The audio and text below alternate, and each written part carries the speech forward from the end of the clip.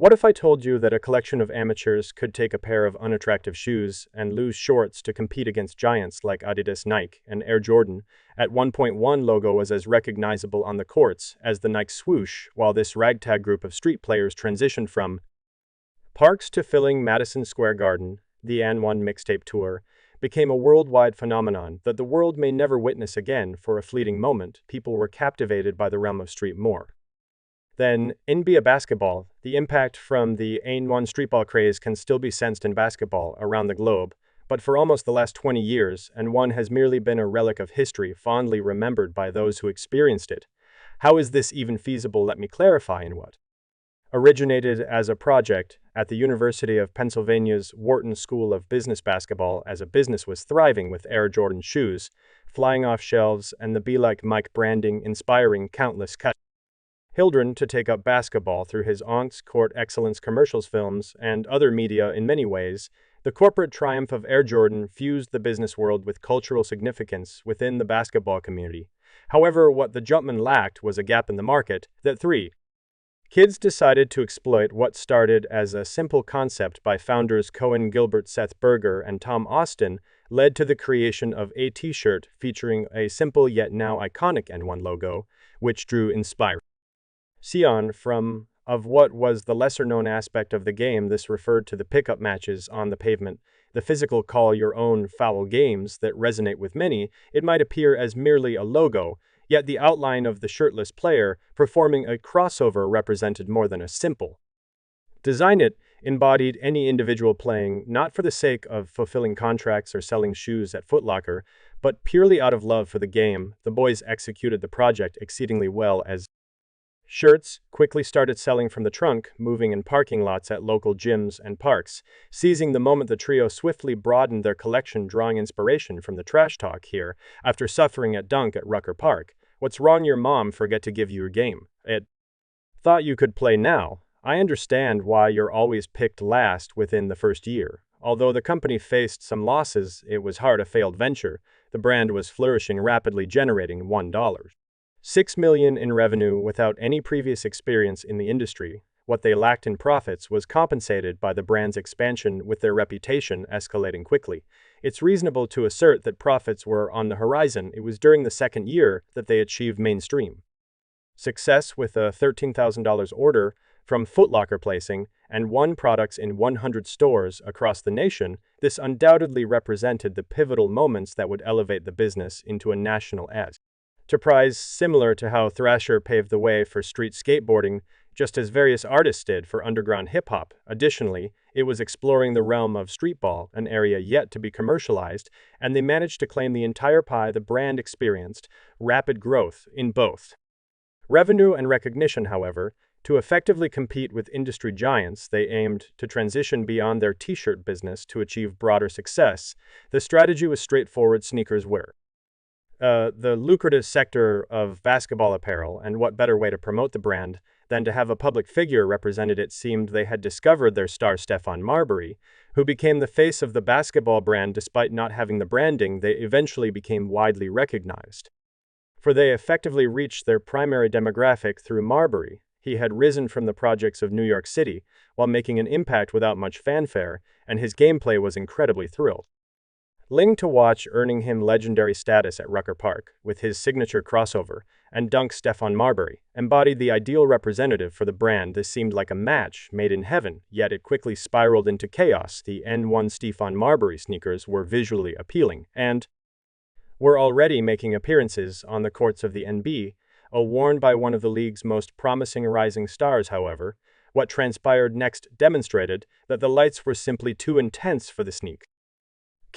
at this point in their evolution. During Marbury's premier game with the shoe, he would sustain an ankle injury on national television as the audience watched the shoe collapse beneath him. This was disastrous. Marbury's agent was furious over the incident and threatened the founders with the possibility of discarding the shoes on live TV for what they had done to his million-dual golden boy. Although that never came to fruition, the damage was already inflicted. The founders, along with the entire Reworld realized that they were in over their heads after an impressively successful 3-year span in the t-shirt business. The events of the 1997 season with Stephen Marbury seemed to signal the conclusion of their fame and triumph in the industry. Over the years, they attempted various marketing strategies such as commercials featuring other NBA players like Darrell Armstrong, Rex Chapman, and Rifle France. But these efforts to be imitators of Nike, Adidas, or Reebok produced results akin to getting Jordans from Wish. They appeared to be stalled due to their initial unsuccessful foray into the sneaker market. But everything changed in 1998 when a tipping point emerged that would transform basketball as we know it. A tape would cross one of the founders' desks featuring a man named Rare Alon, who would later become known as Skip to Milu. Skip was a legend around Rucker Park, possessing creativity and flair unmatched by others, and what triggered their realization at the time was that NBA basketball was not what might aid them. T-shirt millies, much like the founders, the way that Skip to Milo played the game was unlike anyone else because it was developed by someone who danced around the court, bounced the ball off your head, and then hit a step-back jumper. A similarity between Elon's game and AND1's brand was the sensation of doing something completely innovative while enjoying the process. The video would later be referred to as the skip tape or the AND1 mixtape Volume 1, which would be edited, reprinted, and distributed for free to anyone willing to take it, from kids at basketball camps to guys in barbershops. The founders successfully got this VHS into the hands of 50,000 viewers, making Skip to Milo a celebrity. The brand had officially carved out its niche in the market, and from this point onward, AND1 would take to the streets to connect with fans. The AND1 Mixtape 2 was a compilation of street ballers representing the brand traveling city to city across basketball courts in America. This marketing strategies worked exceptionally well for the company. The Mixtape Tour hosted exhibition games with their current roster, allowing fans to witness these incredibly entertaining matchups live, and it also provided challengers the chance to earn a spot on the AND1 crew. This led to the emergence of iconic stars alongside Skip to Milu, expanding the AND1 brand, with few more recognizable than the early version of Philip Champion, better known as Hot Sauce. His style suited the AND1 brand perfectly. He had the most dazzling handles in the game, and would playfully toy with his opponents before finishing like Yankees defenders, with headbands over their eyes, bouncing the ball off their heads before leaving it on the floor after hitting the ground. Hot Sauce became an instant sensation that contributed to the popularity of the AND1 Mixtape Volume 2. Beginning in the summer of 1999, a free AND1 mixtape was offered with any shoe purchase, and in just 3 weeks around 200,000 tapes were distributed. At this time, they had reached their limits on the underground scene and were transitioning to mainstream recognition. Players such as Grayson Bauer, known as the Professor, and Troy Jackson, nicknamed Escalade, earned spots on the tour. The Professor, an undersized 18-year-old with no outstanding JP shot who couldn't jump high or guard a parked car, displayed completely unorthodox dribbling moves that kids worldwide still tried to copy today. Despite not receiving a single scholarship offer, the Professor remains a well-known figure in basketball. Escalade was likely the most distinct basketball player I have ever observed. This 6'1", 500 lb player possessed the point guard skills of his older brother Mark Jackson, while being an enormous athlete capable of surprisingly quick movement and impressive ball handling that would leave you behind. He was the only overweight player I've witnessed break an ankle and then dunk on someone in the same mixtape. Similar to the Professor, Escalade also experienced limited success at a collegiate level due to his weight. His role was often restricted at the University of Louisville, but when he played in games on the Mixtape Tour, those performances were nothing short of legendary. The Mixtape Tour featured a talented squad that elevated them to unprecedented heights. From Mixtape Volume 3, Hot Sauce and the Professors showcased their skills on courts nationwide, challenging anyone daring enough to take them on in one-on-one matches before enthusiastic crowds, all while promoting their brands. By 2002, following the success of AND1 Mixtape Volume 3, the tours were broadcast live on ESPN under the title Street Ball, competing with ESPN SportsCenter for the highest ratings across the network, and one evolved from a collection of random players gathered at a local park into celebrities more recognizable than NBA stars themselves. The AND1 tour transitioned from public parks to selling out some of the most famous arenas globally. The summer tours initially started in the United States, but quickly expanded to over 30 countries with their products featured in 130 nations and territories, and one had become ubiquitous by this time. NBA players associated with streetball, including Jamal Crawford, Kevin Garnett, and Latrell Sprewell, were endorsing the brand at this point. NAND was no longer dependent on t-shirt sales for sneaker revenue, and was eagerly embraced by the world's biggest stars, utilizing top-tier engineers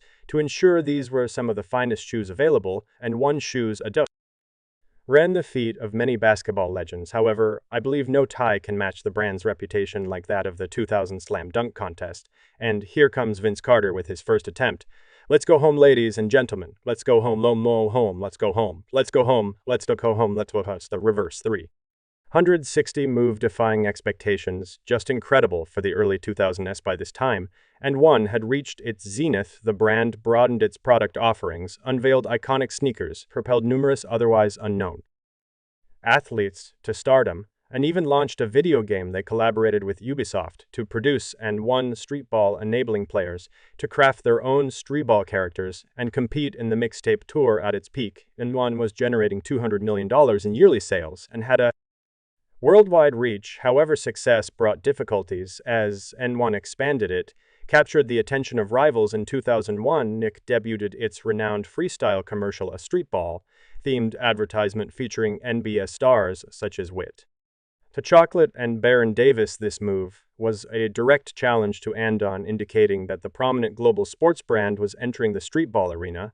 Additionally, it became clear that players on the tour were dissatisfied with their compensation compared to the faceless giants operating behind the scenes. Tension subsequently increased on the tour among not just the players, but also the staff involved, as this enjoyable event that was originally intended as a creative endeavor began to feel overed by its true nature, big business. This is frequently identified as the beginning of AND1's decline, but is that truly accurate? By 2005, and non-sales had dropped to 130 million, prompting the company to reduce its workforce by 20%. Witnessing the company's decline, the founders opted to sell their investment, likely reaping hundreds of millions by selling to American Sporting Goods, a corporate entity disconnected from basketball culture. Under new management, AND1 struggled to regain its previous success as the emphasis shifted away from the grassroots authenticity. The head defined the brand investments in marketing and innovation gradually diminished, causing AND1 to fade from prominence, eclipsed by larger rivals and evolving trends in basketball culture. Meanwhile, the stars who had contributed to its success began to leave the company to pursue their own endeavors. So, what was the true cause of the decline? In brief, AND1 leveraged a trend during the rise of streetball culture, intertwined with hip-hop, as the brand coincided with a pivotal moment in history, with a product that perfectly matched the times. Without these NBA icons like Allen Iverson, Jason Williams, and Jamal Crawford, who helped shape a culture suited to AND1's target market, the brand's alignment with a rapidly expanding demographic, combined with some luck and timely execution, played a crucial role in its initial rise. The founders successfully transformed the business into a cultural emblem, primarily designed to seize a trend rather than to endure. When the cultural shift began, the owners swiftly exited their passion project, selling it to a group of conventional investors who ultimately let it fade away. In the end, AND1 was a company that offered baggy shorts and inexpensive shoes,